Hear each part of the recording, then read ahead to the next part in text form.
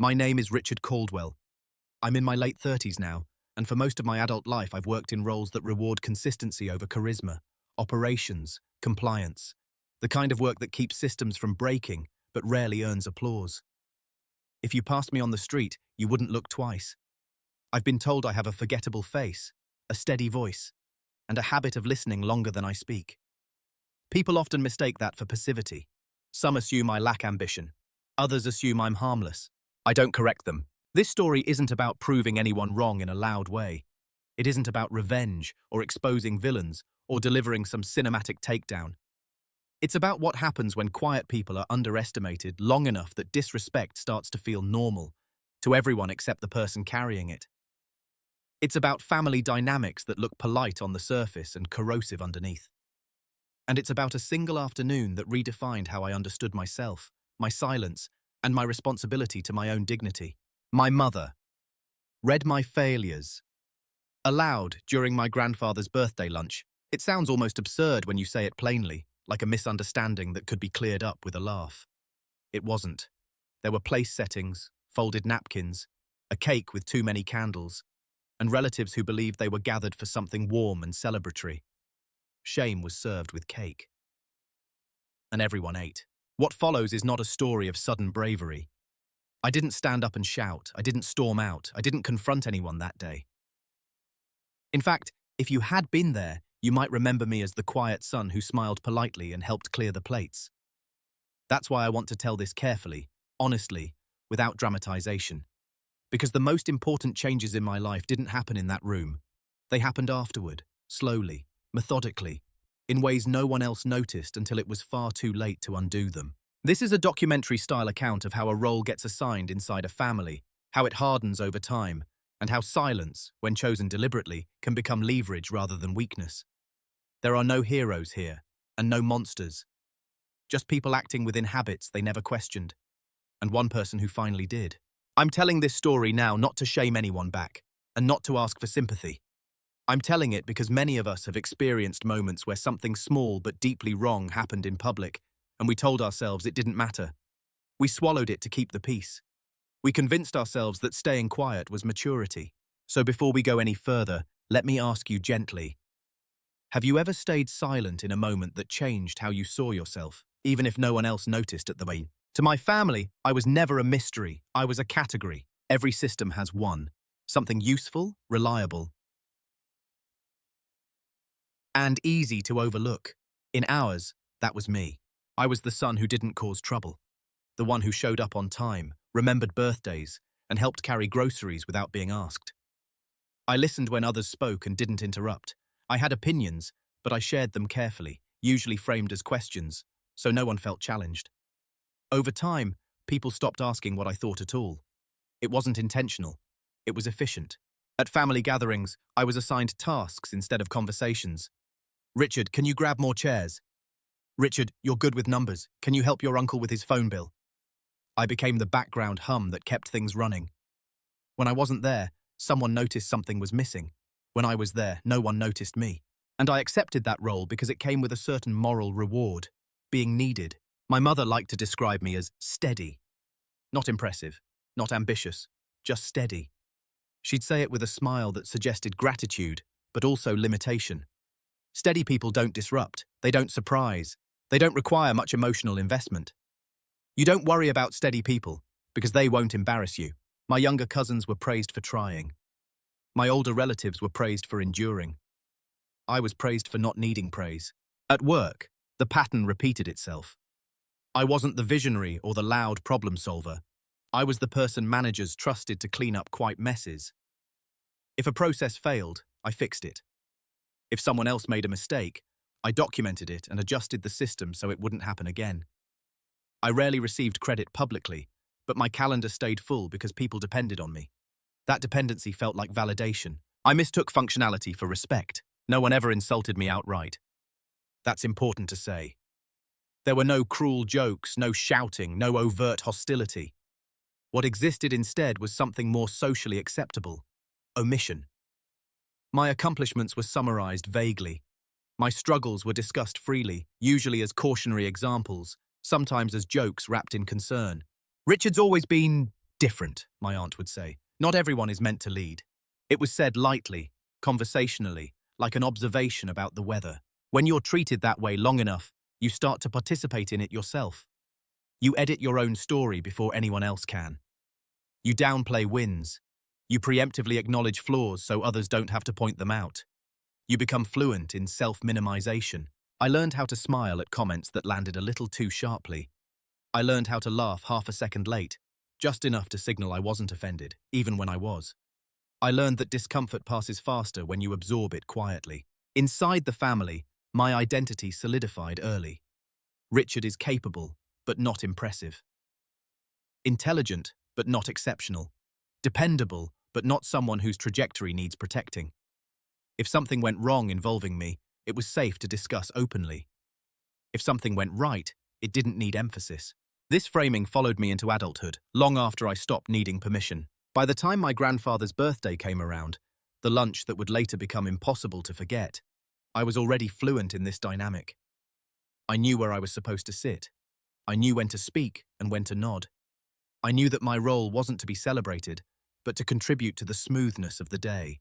And I didn't resent it, not consciously, because resentment requires the belief that you deserve better. At that point in my life, I wasn't sure I did. I believed dignity was something you earned by not making others uncomfortable. I believed maturity looked like silence. I believed being underestimated was a small price to pay for harmony. What I didn't understand yet was that invisibility, once normalized, doesn't stay neutral. It becomes permission. Permission for others to define you publicly. Permission to turn your private struggles into communal talking points. Permission to confuse familiarity with entitlement. I didn't know any of that yet. I just knew how to play my part well. And that's why, when the first real cut came, small, precise, and delivered with a smile, I didn't react the way people expect in stories like this. I reacted the way someone reacts when they've been trained to disappear.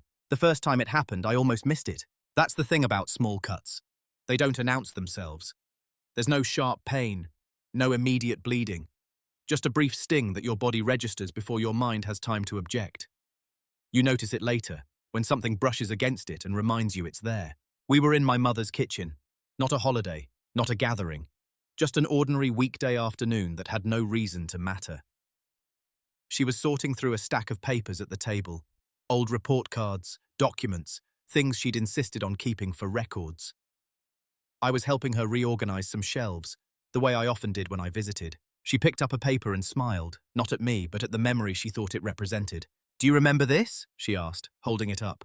I stepped closer. It was a copy of a performance review from years earlier, early in my career. A difficult job, a chaotic company, a period of my life I had already metabolized and moved past. The review wasn't even particularly bad, mixed. Fair, honest. But she had circled certain lines in pen, struggles with assertiveness, could show more leadership presence. She read them aloud, casually, almost fondly. I laughed instinctively, a reflex I'd perfected. "Yeah," I said. "That was a rough year." She nodded, satisfied, as if the document had confirmed something she'd always known. Then she added, without malice, without pause, "I always worried you'd end up settling. You never really pushed, did you?" The sentence wasn't cruel. That's what made it dangerous. It wasn't said in anger or disappointment. It was said that the way someone comments on genetics, as if this was simply how I was made. I felt something tighten in my chest. Not enough to hurt, just enough to register. I told myself it didn't matter. That parents say things, that she didn't mean harm, that she was speaking from concern, not judgment. And maybe she was. But what struck me wasn't what she said. It was how easily she said it. How natural it felt for her to frame my past as evidence. How comfortable she was narrating my life as a series of near misses and limitations, without asking how I understood it myself. I didn't correct her. I didn't contextualize the review. I didn't mention the promotions that followed, or the systems I'd built, or the stability I'd created for myself. None of that seemed relevant in that moment. The role I played didn't include rebuttals, so I smiled again. I changed the subject. I helped finish the shelves. Later that night, alone in my apartment, the comment replayed itself. Not louder, just clearer. I realized something uncomfortable. This wasn't the first time my struggles had been spoken about as communal property. It was just the first time I'd noticed the pattern forming. The cut wasn't the comment itself, it was the assumption behind it. The assumption that my narrative was available for public interpretation. The assumption that my shortcomings were safer to discuss than my growth. The assumption that I wouldn't mind. And everyone else, friends, relatives, even I myself, had learned to take their cues from that assumption. That's how normalization works. It doesn't arrive as abuse, it arrives as precedent. After that afternoon, similar moments appeared more frequently. Like once you notice a word, you can't stop seeing it everywhere. A remark here, a comparison there. Always mild, always defensible, always framed as concern or humor. No one else reacted. No one seemed uncomfortable. That silence told me something too. If I didn't object, there was no social cost for continuing. So I stayed quiet. I told myself this was maturity. That reaction would be oversensitive. Strong people don't flinch at comments like that. I reminded myself of all the ways I was fortunate. I reasoned my way out of my own discomfort. But something subtle had shifted. For the first time, I understood that my silence wasn't neutral. It was instructional. It taught people how to speak about me when I was in the room, and how they might speak about me when I wasn't. The cut was small, almost polite, but it didn't heal.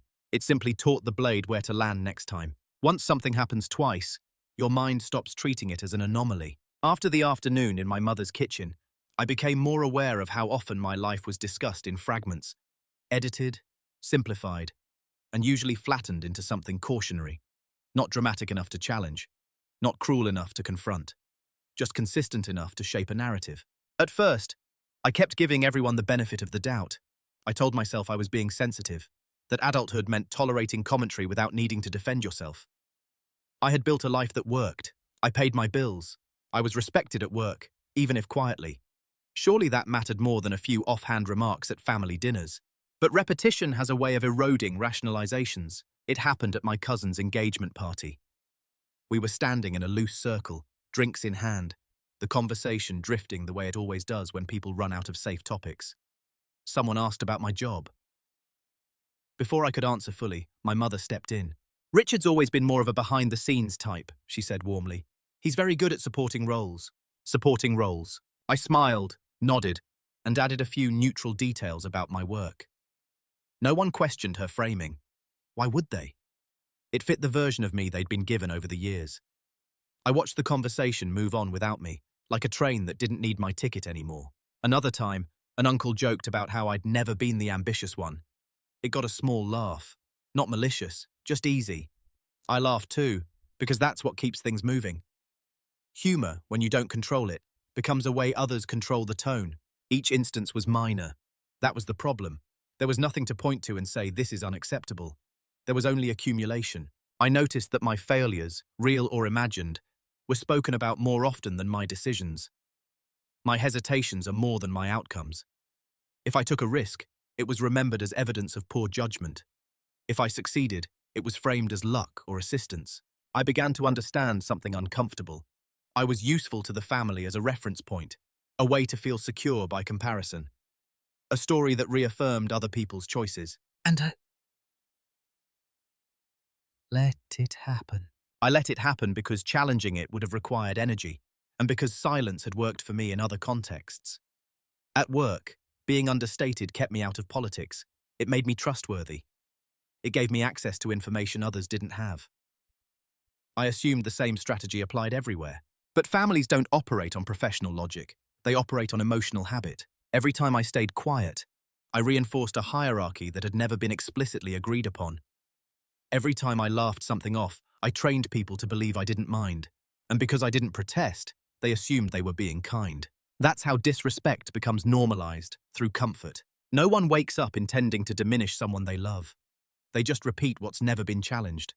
They speak the story that feels familiar, and if the person at the center of it stays silent, the story hardens into fact. I began to feel a strange duality in myself. Outwardly, I was calm, agreeable, and present. Inwardly, I was cataloguing moments, not in anger. More like data collection. I noticed who spoke for me, who summarized me, who corrected others when I wasn't there. The list was shorter than I expected. I also noticed my own complicity. how I'd preemptively framed myself as modest, self-critical, and undemanding. How I'd taught people the safest way to interact with me was to assume I could absorb anything without consequence. It wasn't that I felt humiliated. That came later. What I felt during this phase was a quiet erosion of authority over my own story. A sense that my life was being narrated by a committee, and I had voluntarily handed over the microphone. Still, I didn't plan anything. I didn't vow to change. I didn't confront anyone in a mirror or promise myself a future reckoning. I just got quieter, not withdrawn, not sulking, just observant. Because once you realize a pattern exists, you can't unsee it. You start noticing not just what people say, but when they say it. Who's present? Who laughs? Who looks away? Who assumes you'll stay where you are? And slowly, without drama, I began to understand that the role I was playing wasn't accidental. It had been assigned, and worse, it had been accepted. Roles inside families don't come with ceremonies. No one gathers you in a room and explains what's expected. They emerge through repetition, tone, and what gets rewarded or ignored. By the time you're aware of them, they've usually been in place for years. Mine was clear once I knew how to name it. I was the reliable one, the stabilizer, the person whose presence reduced risk but didn't increase excitement.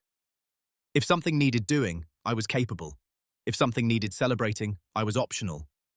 My value was functional, not symbolic. When relatives talked about the future, they spoke around me. When they talked about the past, they spoke about me. My mistakes were landmarks, my achievements were footnotes. I began to notice how expectations shaped interactions before I even opened my mouth. When I offered an opinion, it was received politely, then gently overridden. When I declined a request, it was treated as an anomaly, something to be negotiated rather than respected. When others overstepped, it was framed as closeness. When I set boundaries, it was framed as distance. No one ever said, "This is who you are." They didn't have to. The system corrected deviations automatically. If I asserted myself, the room grew subtly uncomfortable. Not hostile, just quiet enough to signal I'd stepped outside my lane. Someone would make a joke. Someone else would change the subject. The message was consistent. This isn't necessary. So I learned to anticipate the correction and adjust myself before it happened. I'd soften my tone. I'd qualify my statements. I'd turn firm positions into suggestions. Over time, that self-editing became instinctive. What struck me later wasn't that people underestimated me. It was that they felt entitled to do so, because I'd made it safe. I'd demonstrated over and over that I wouldn't challenge the framing, that I wouldn't demand space or recognition, that I would continue to show up even when my presence was reduced to utility. That entitlement reached its clearest expression in how my personal history was treated. Struggles I'd shared privately were referenced publicly. Context was removed. Outcomes were ignored. The narrative was always the same. Richard tries, but Richard falls short. And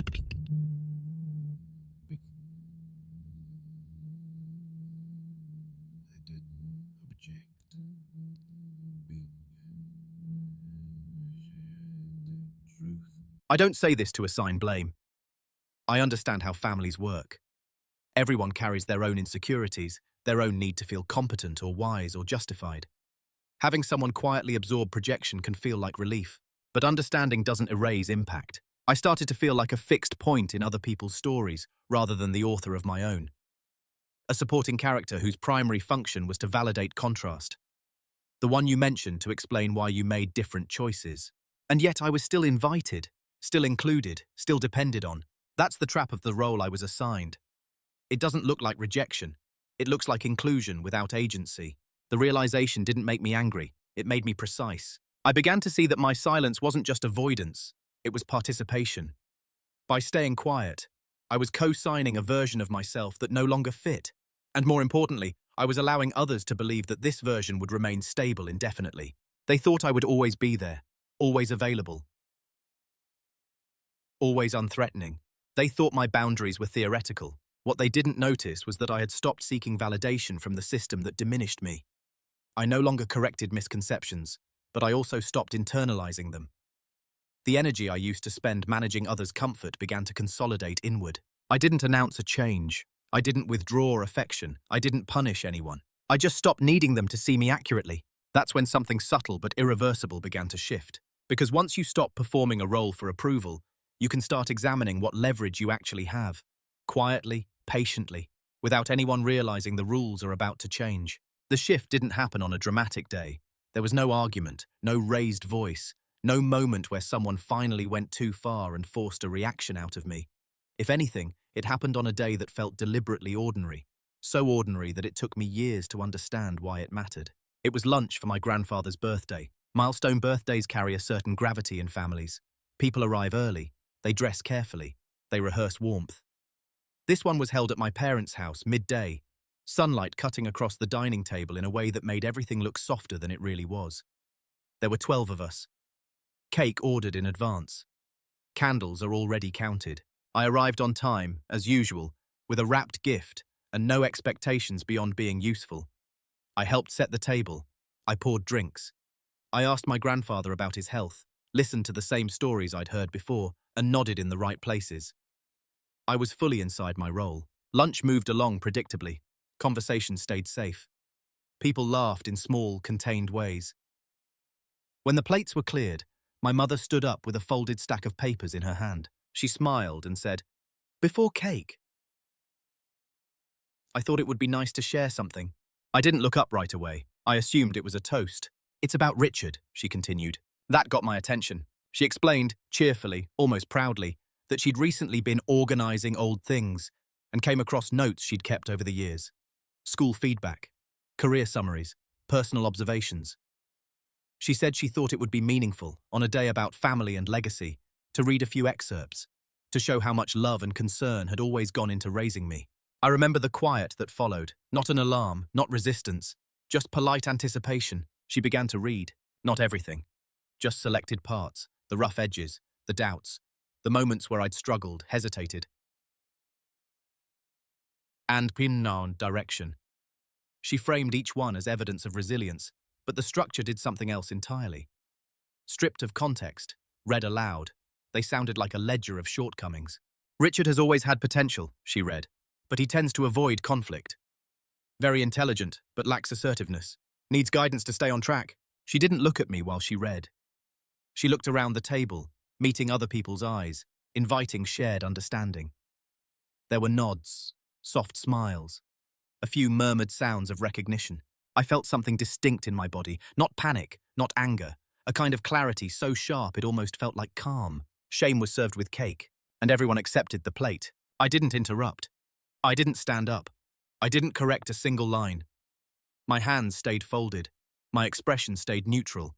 If anyone glanced at me, they saw exactly what they expected to see: composure. But internally, something disengaged. For the first time, I understood that this wasn't about concern or humor or encouragement. It was about ownership, about who was allowed to define me publicly, about who assumed my consent was automatic. I realized then that my silence had been interpreted not as maturity, but as permission. When she finished, there was light applause. Someone joked that it was good motivation. The cake was brought out. Candles lit. The moment moved on, sealed by sugar and ritual. No one asked how I felt, and I didn't offer. Because in that stillness, I made a quiet decision. Not emotional, not reactive, but final. I would never again allow my life to be narrated without my consent.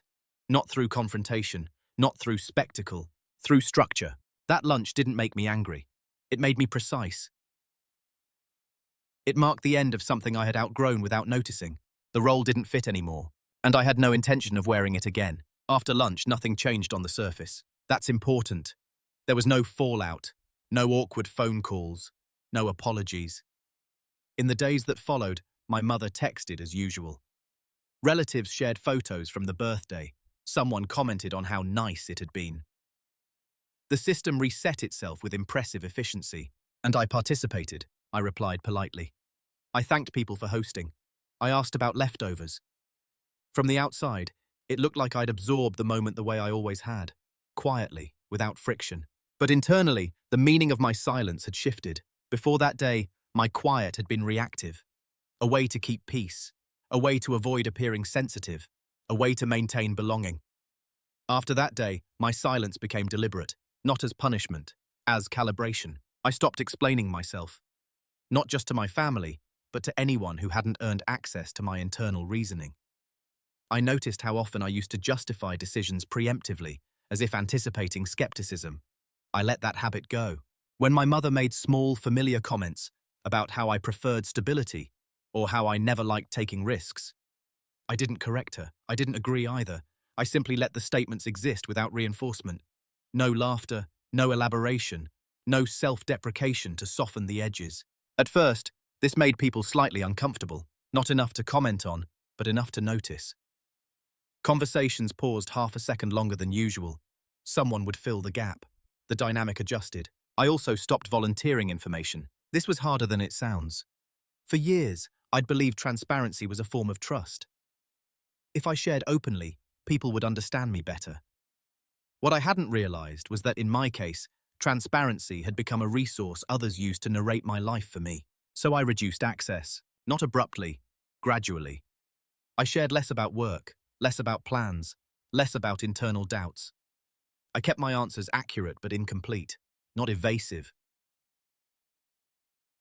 Just sufficient. And something interesting happened. No one asked follow-up questions. They didn't notice the absence of detail because they weren't used to engaging with it. They were used to summaries, to conclusions they'd already formed. My silence no longer functioned as compliance. It functioned as opacity. People often assume silence is weakness because they associate strength with visibility, with assertion, with presence. But there's another kind of strength, the kind that comes from choosing when and where you're legible. I began to understand how much power there is in not correcting false assumptions when those assumptions benefit you strategically. They thought they knew me. They believed the story had reached its conclusion. That belief made them comfortable, and comfort breeds inattention. I didn't withdraw emotionally. I still showed up. I still listened. I still helped where it made sense. But I no longer offered emotional labor in the form of self-explanation. I stopped absorbing micro-dismissals as the cost of peace. Instead, I observed. I noticed who relied on me, who contacted me only when something needed fixing, who spoke about me rather than to me, who assumed I would always be available, flexible and accommodating. And I noticed something else too, how much infrastructure I quietly supported. I'd always known I was useful. What I hadn't fully grasped was how invisible that usefulness had become. How many systems, emotional, logistical, even financial, ran more smoothly because I was present. Not because I demanded credit, but because I'd made myself indispensable without making myself visible. That realization didn't inflate my ego. It clarified my options. Silence, when chosen, creates space. Space to prepare, space to document, space to reposition without resistance. I didn't announce a change. I didn't warn anyone. There was no dramatic turning point others could point to later and say, that's when everything shifted. That's the advantage of quiet decisions. By the time people realize the silence meant something else, the consequences are already in motion. When people assume you're passive, they stop watching closely. That assumption creates a kind of cover, not dramatic, not cinematic, but deeply practical. While attention stays fixed on louder personalities and visible conflicts, quieter shifts go unremarked. Decisions made without announcement don't register as decisions at all. They feel like background noise, if they're noticed. This was the environment in which my preparation began. I didn't think of it as preparation at first. It felt more like housekeeping, addressing things I'd neglected because I was too busy maintaining other people's comfort. I started by organizing my own records, emails, financial statements, notes from conversations that had once felt insignificant. I've always kept a notebook, not a diary, nothing confessional, just a place to record facts, dates, patterns. Early in my career, it helped me track processes. Now, it has become a way to track people, not out of malice, out of accuracy. I wrote down who asked me for help and when, what kind of help, whether it was acknowledged or assumed. I noted how often I was consulted privately but bypassed publicly. I tracked commitments I'd made, and ones I hadn't, but that others spoke about as if I had. What emerged wasn't a conspiracy, it was a structure. I realized that I was positioned at several quiet junctions, places where information flowed, where decisions passed through without ceremony. Because I didn't seek credit, people didn't associate me with authority. That made me safe. And because I was safe, they were honest around me. I listened. At family gatherings, I noticed how plans were made, who handled finances, who relied on whom for what. I paid attention to the moments when someone would say, "Richard knows about that," and then move on without including me. I didn't correct them. At work, I applied the same lens. I reviewed my responsibilities and identified where I was operating on trust, rather than formal recognition. Where I held knowledge that wasn't documented elsewhere, where my presence prevented friction others didn't even know existed, I began formalizing things quietly, documenting processes, creating redundancies, not to sabotage, just to make myself optional. That distinction mattered to me. I wasn't interested in creating chaos. I was interested in removing my own invisibility as a risk factor. I also stopped filling gaps automatically. When someone forgotten to do something I usually handled, I let the delay surface naturally, not dramatically, just long enough for the absence to be felt. If asked directly, I responded calmly, without apology, without urgency. "Oh, I didn't realize that was on me," I'd say, which was often true. The reactions were subtle. Mild confusion, brief inconvenience. No one traced it back to a change in me. They attributed it to timing, oversight, normal friction. That was the advantage of gradual adjustment. Meanwhile, I examined my emotional investments. I asked myself which relationships were reciprocal and which were maintained by my restraint. I noticed how often I'd absorb discomfort to preserve connections that didn't extend the same courtesy in return. I didn't cut anyone off. I didn't withdraw affection. I just rebalanced. Less availability, clearer timelines, fewer favors without context. No one objected because no one believed I was capable of changing the terms. That belief gave me freedom. The most important preparation, though, wasn't logistical. It was internal. I detached my sense of self from their perception. That took time. Years of conditioning don't dissolve quickly. But each time I chose not to correct a dismissive assumption, not because I agreed, but because I didn't need to, something loosened. I realized I didn't need them to see me accurately to act accurately. And I realized something else. The story they believed about me created blind spots. Blind spots I could move through without resistance. I wasn't hiding. I was simply no longer performing. They never noticed the shift because it didn't demand attention. There was no conflict to monitor, no rebellion to suppress, no confrontation to manage. Just a quiet reallocation of energy, focus, and responsibility. By the time preparation turned into clarity, the conditions were already set. I knew exactly what I had. I knew exactly what it was worth. And I knew exactly how little noise I'd need to make when the time came to stop offering it freely. The reveal didn't arrive as a shock.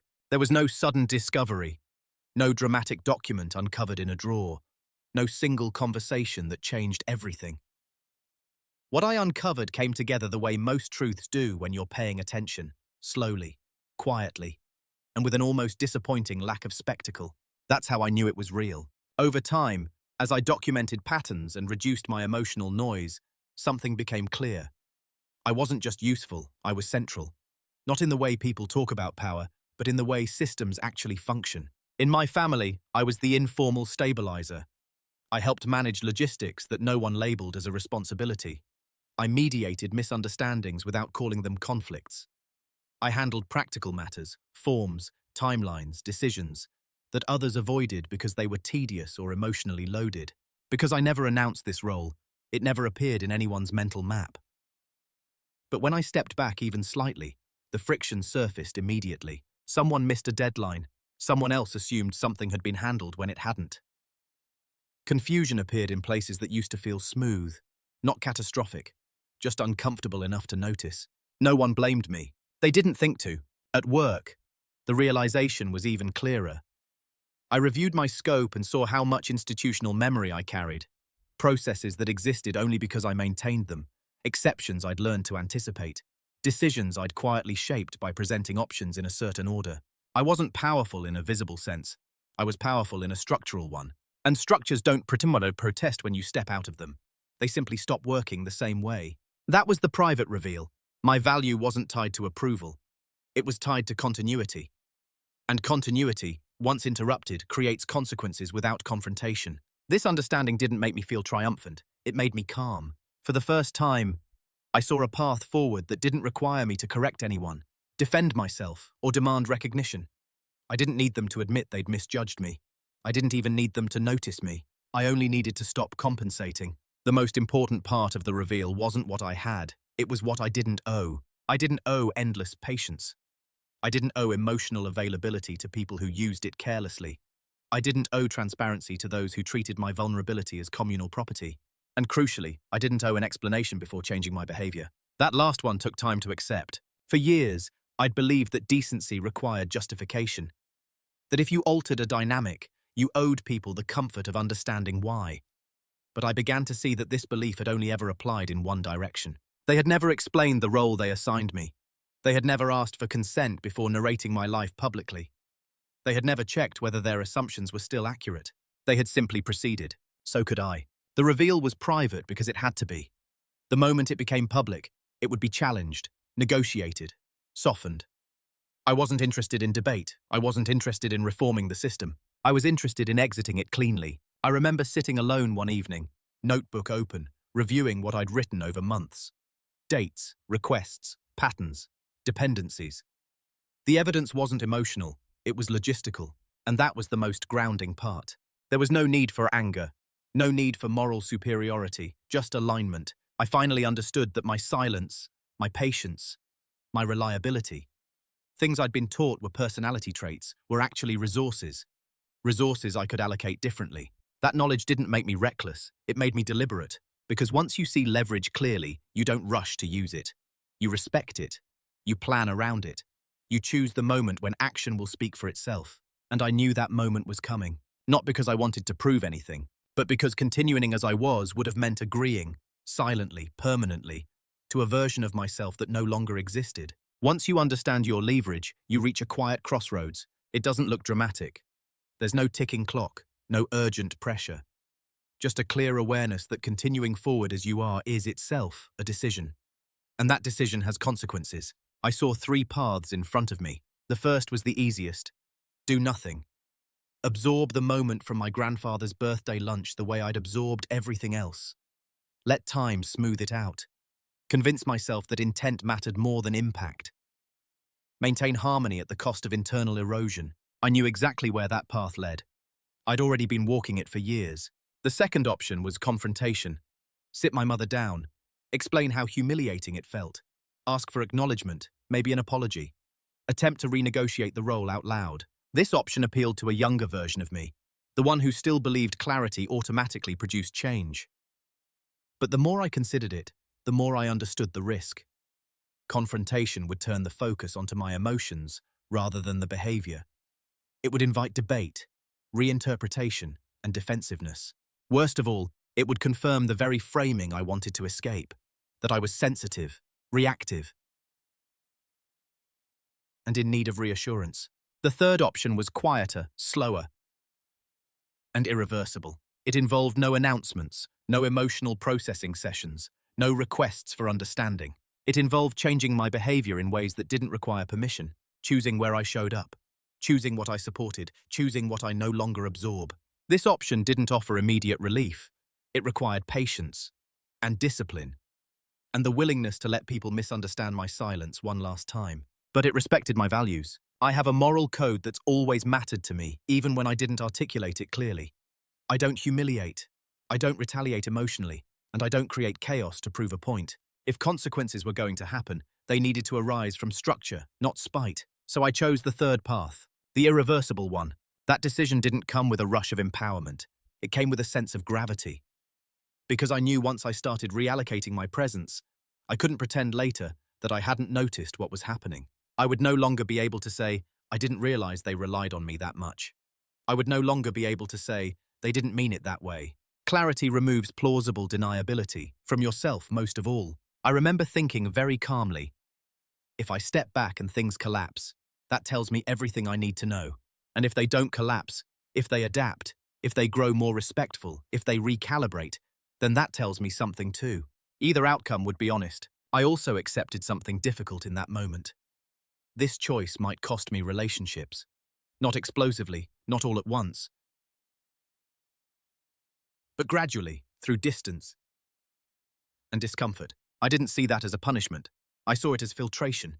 The relationships that survived would be ones that didn't require my self-erasure to function. The rest would simply reveal what they had always been.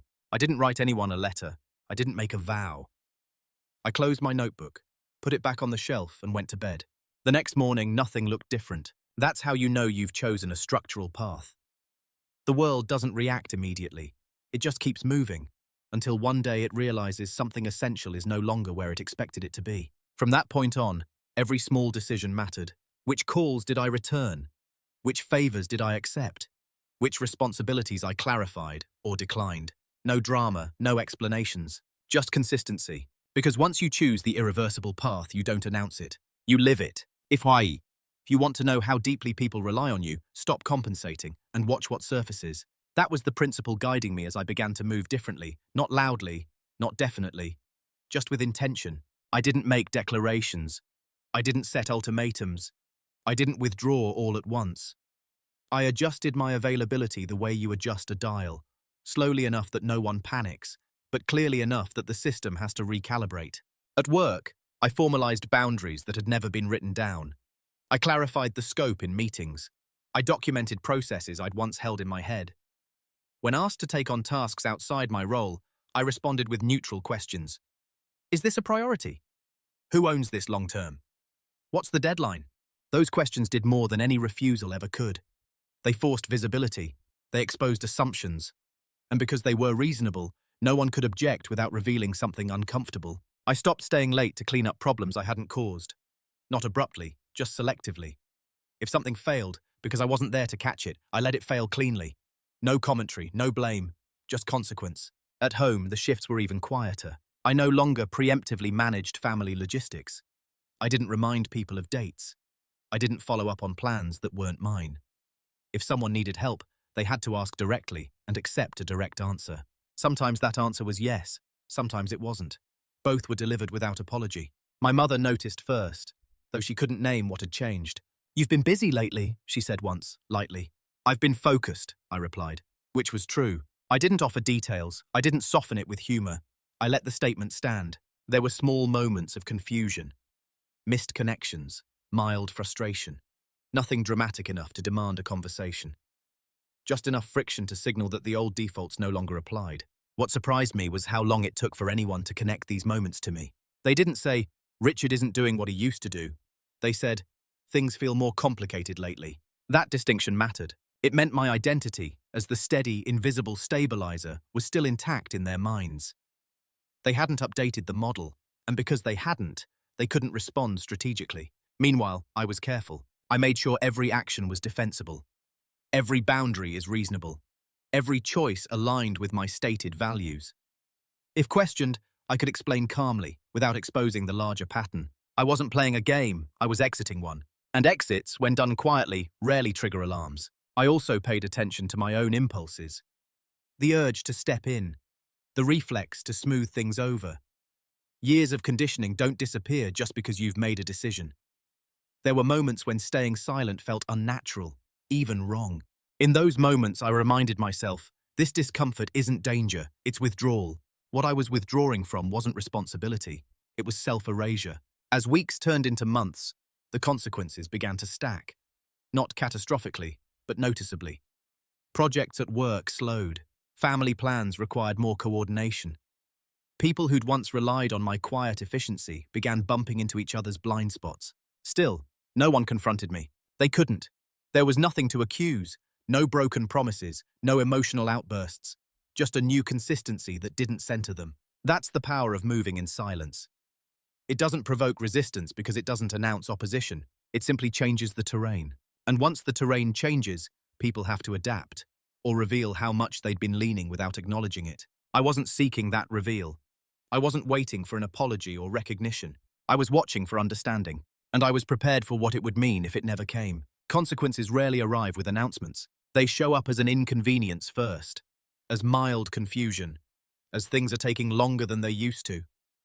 People don't call it loss, not yet. They call it bad timing, oversight, or miscommunication. That's how it began. At work, a process stalled because a decision no one realized I'd been quietly making didn't get made. A report went out incomplete because I hadn't reviewed it one last time, the way I always had. A meeting ran long because no one anticipated the objection I used to surface privately beforehand. None of this caused damage, but it caused friction. I watched how people responded, not with anger, with surprise. As if the floor had shifted half an inch, and they couldn't quite understand why their footing felt off. Someone asked, "Didn't we used to handle this differently?" Another replied, "Yeah, but I can't remember how." No one said my name. At home, the consequences were more personal. A family gathering was planned with vague assumptions. about who would coordinate rides, who would bring what, and who would smooth over tensions between relatives who didn't get along. I showed up with exactly what I'd committed to, and nothing more. The result wasn't chaos, it was awkward. People talked over each other. 2 dishes were forgotten. A minor disagreement lingered longer than usual because no one stepped in to redirect it. The atmosphere felt heavier, less polished. Later, someone commented, "These things used to run smoother." They said it with a laugh, but the laugh didn't quite land. What struck me wasn't that anyone blamed me. It was that they didn't know where to direct the discomfort. The system had relied on me without acknowledging it, so when the system faltered, there was no obvious explanation. That's when the second phase of consequence began. Emotional projection. Small remarks surfaced, not accusations, observations. "You seem more distant lately." "You've changed. You're harder to pin down." None of these were framed as concerns for me. They were framed as disruptions to expectation. I responded simply, "I've been prioritizing a few things. I'm managing my time differently." All true. All is insufficient to restore the old dynamic. What people really wanted was reassurance that I would return to form, that the friction was temporary, that whatever was missing would quietly reappear. I didn't offer that reassurance, not because I wanted them to feel unsettled, but because giving it would have been dishonest. The consequences continued to compound. At work, responsibilities were redistributed, inefficiently at first. Authority lines blurred. Someone tried to step into a role they weren't prepared for and learned, quickly, why I'd handled it the way I had. At home, my mother began calling more often, not with requests, but with updates. She narrated small frustrations, subtle disorganizations. I listened without stepping in. That was one of the hardest parts, because listening without fixing feels at first like neglect, like withholding care. But I began to see how often my care had been conflated with control, how stepping back allowed others to experience the natural weight of what they'd previously offloaded. No one accused me of abandonment. That would have required acknowledging dependency. Instead, they circled the absence, and slowly, something shifted in how they spoke to me. The tone changed first. Less casual assumption, more checking. "Do you have time? Would you be willing?" Questions I hadn't heard directed at me in years. The irony wasn't lost on me. Respect didn't arrive as an apology. It arrived as a caution, not because they suddenly saw me clearly, but because they felt the impact of not accounting for me. That's when I understood the nature of what was unfolding. This wasn't punishment. It was recalibration. A system adjusting to the removal of an unacknowledged support beam. Some people adapted, others grew frustrated, a few grew anxious, and beneath all of it was a shared realization they hadn't yet articulated. Something they'd taken for granted was no longer guaranteed. By the time that realization reached the surface, it was already too late to return to the old equilibrium. Because once consequences begin, quietly, structurally, they don't need reinforcement. They sustain themselves. The moment people realize something matters is rarely the moment they can still change it. By the time the discomfort had a name, the patterns were already set. Adjustments had been made around my absence. Workarounds had replaced assumptions. The system, both at work and at home, had begun to adapt in ways that didn't include me as a silent default. That's when the panic crept in. It didn't look like shouting or confrontation. It looked like urgency wrapped in politeness. Calls returned faster than usual. Messages that used to be casual now include context. Requests came with qualifiers. "Can you help if you have time? Just checking in, no pressure." The tone told me everything. People weren't asking because they valued my perspective. They were asking because they felt the loss of my function. I responded thoughtfully. Sometimes yes, sometimes no, always clearly. Each refusal landed heavier than it would have months earlier, not because it was unreasonable, but because it was unfamiliar. The old script no longer worked, and no one had prepared a new one. At work, a manager scheduled a meeting to realign responsibilities. The agenda was neutral, the subtext wasn't. They asked questions about my workload, my priorities, my future plans. I answered honestly, without offering reassurance. "I'm focused on defined responsibilities," I said. "I'm open to clarity." Clarity is a double-edged word. It sounds cooperative, but it demands decisions. They left that meeting unsettled, not because I was difficult, but because I was no longer absorbent. The ambiguity that had benefited them no longer existed. At home, my mother's tone changed in subtler ways. She asked more questions about my schedule. She mentioned feeling out of the loop. She referenced the birthday lunch once, indirectly, as if testing whether it still carried weight. "You were very quiet that day," she said. I hope you know we were just sharing memories. I nodded. I didn't disagree. I didn't reinterpret it for her. I understand, I said. That was all. Understanding doesn't require forgiveness. It doesn't require restoration. It just means you see the shape of things clearly. I could feel her searching for a way back to the old rhythm, a conversation that would reset the dynamic without naming what had broken it. But there was no such conversation available anymore. The moment for repair had passed when my dignity became negotiable in public, not because I demanded punishment, but because I'd removed the conditions that made the behavior comfortable. Too late to fix it doesn't mean too late to be civil. It means it's too late to restore the old imbalance without cost. Some people tried anyway. They offered warmth without accountability, nostalgia without change, invitations framed as inclusion but structured the same way as before. I declined gently, not out of spite, but because I recognized the pattern. The system wanted relief, not reflection. Others adjusted. They learned to engage me directly, to ask before assuming, to listen when I spoke without summarizing me afterward. These relationships didn't deepen dramatically, but they stabilized on more honest terms. And a few connections simply faded. No argument, no rupture, just distance. That, too, was information. I didn't feel victorious during this phase. I felt steady, grounded, occasionally sad, mostly clear. The temptation to fix things, to smooth over tension, to re-enter the role, still surfaced sometimes, especially when I saw discomfort in people I cared about. But I reminded myself, fixing what I didn't break would only teach them that nothing had really changed. So I stayed where I was, calm, available within boundaries, unwilling to erase myself to restore convenience. By the time anyone understood what they'd lost, I was no longer in a position to give it back. Not because I couldn't, because I wouldn't. The confrontation, when it finally came, didn't feel like one. There was no raised voice, no accusations, no emotional release waiting on the other side. It arrived the way many overdue conversations do, quietly, framed as concern, scheduled in advance so no one felt ambushed. My mother asked if we could talk, just the two of us. We met in the same kitchen where she'd once read from those old papers, though neither of us mentioned that fact out loud. The familiarity of the space didn't soften the moment. It clarified it. She started carefully. I feel like I don't know where I stand with you anymore, she said. You're polite, but you're distant. I listened. I didn't interrupt. I didn't reassure her. When she finished, I took a moment, not for effect, but to choose accuracy over comfort. I haven't been distant, I said. I've been more precise. She frowned slightly, not in anger, but in confusion. I realized I was participating in a version of myself that didn't fit anymore, I continued. So I stopped. There it was. No blame. No list of grievances. No emotional framing. Just a statement of fact. She asked if this was about the birthday lunch. I didn't deny it. I didn't elevate it either. That was a moment of clarity for me, I said. Not because it was cruel, but because it showed me how comfortable everyone was defining me publicly. She tried to explain. Intent, memories, love, concern. I let her finish. I don't doubt your intent, I said when she was done. But intent doesn't determine impact, and impact determines boundaries. The room stayed quiet. I could see her cycling through responses she'd used before. Minimization, humor, reframing. None of them found traction. There was nothing to push against. Usually, what do you want from me now? She asked finally. It was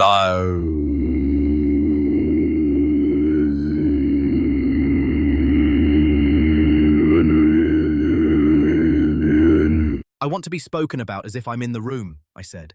And if I am in the room, I want to speak for myself. No ultimatum, no threat, just a condition. She nodded slowly, not agreement, acknowledgement. I didn't ask for an apology. I didn't ask her to revisit the past. I didn't ask for change she couldn't articulate yet. I asked for respect in real time. That was all. The conversation ended shortly after. It wasn't warm. It wasn't cold. It was resolved enough. Not everything needs closure. Some things just need boundaries. In the weeks that followed, her behavior shifted slightly, not dramatically, but the comments stopped. The summaries ceased. She began asking before sharing. It wasn't perfect. It didn't need to be. What mattered was that the terms had changed.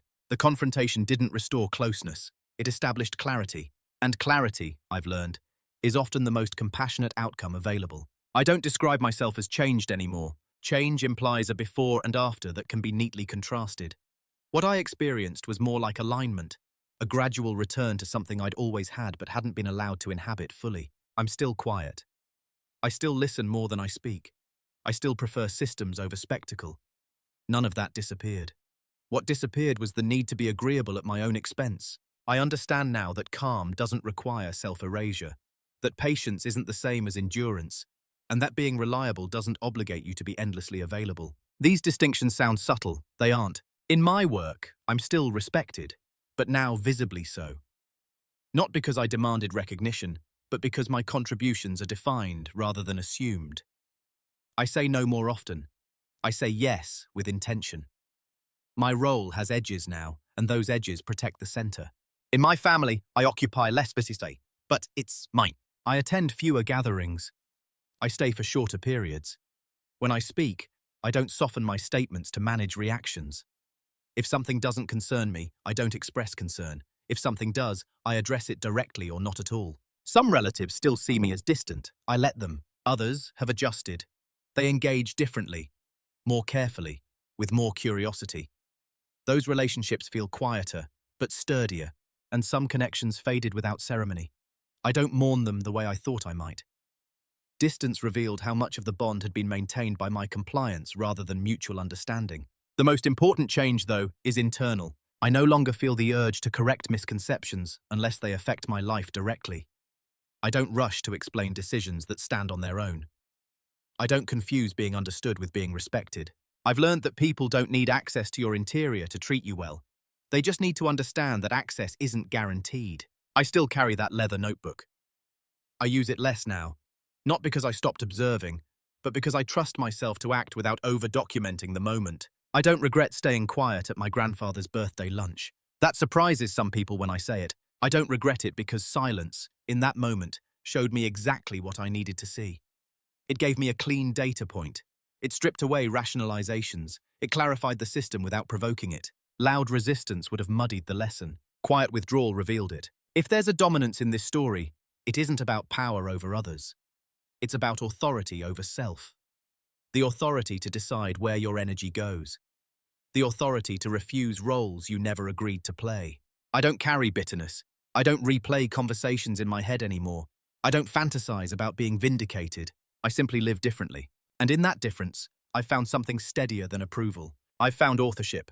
There's a temptation, when telling a story like this, to frame it as a lesson about standing up for yourself at the right moment, about speaking louder, about correcting people publicly so they learn not to cross a line again. That wasn't my lesson. What I learned is quieter and harder to explain. I learned that dignity doesn't always announce itself. Sometimes it withdraws. I spent years believing that being calm meant absorbing discomfort, that being mature meant letting small things go, that being loved meant being useful. None of those beliefs was entirely wrong, but none of them were complete. What I didn't understand was that when you repeatedly allow others to define you publicly, they don't see it as generosity. They see it as stability. And stability, when unexamined, becomes entitlement. No one set out to humiliate me. My mother didn't wake up planning to serve shame alongside cake. But intent didn't protect me from impact, and impact didn't disappear just because it was wrapped in familiarity. The moment I stopped trying to fix that impact emotionally and instead changed the structure around it, everything shifted. Not because people suddenly understood me, but because they could no longer ignore the consequences of misunderstanding me. That's the part we rarely talk about. You don't owe everyone access to your interior. You don't owe explanations before setting boundaries. You don't owe continuity to systems that only work when you diminish yourself. Quiet dominance isn't about control. It's about authorship. About deciding who gets to narrate your life and under what conditions. Some people will adjust when you step back, others won't. Neither outcome is a failure. Both are information. If there's a moral here, it's this. You don't have to humiliate anyone to reclaim your dignity. You just have to stop subsidizing what costs you your self-respect. And that kind of change doesn't require confrontation. It requires consistency. I'm telling this story not to offer a blueprint, but to offer permission. Permission to notice patterns you've normalized. Permission to step back without explanation. Permission to choose clarity over comfort, even when it makes others uneasy. So I'll leave you with one question, an honest one, not rhetorical. Have you ever stayed quiet to keep the peace, and later realized the peace was never meant for you? If you have, I'd like to hear how you handled it, or how you wish you had.